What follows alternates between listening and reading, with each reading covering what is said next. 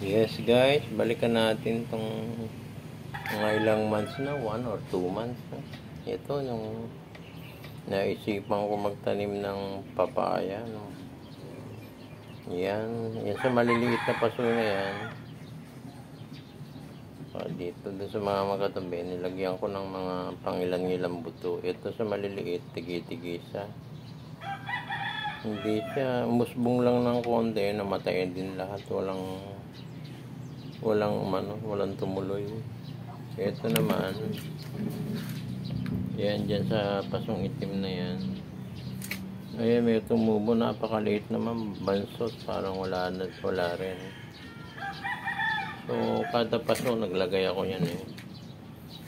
Dito, walang tumubo. Naglagay ako mga pailan-ilang buto yan. Siningit ko dyan. Walang ibang tumubo, damo.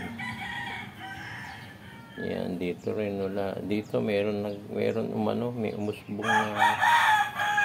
Ito lang ang ano ba yan? Yan yung na yan.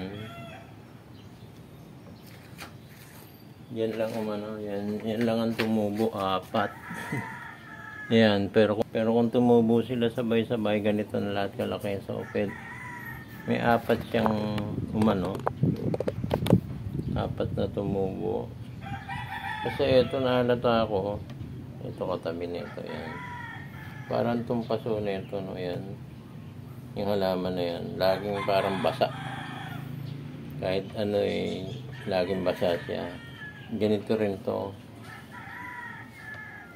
Pag diniligan mo, matagal matuyo. Mantala, ito lahat ng mga kasamahan niya, lahat ng mga pinagtaniman ko.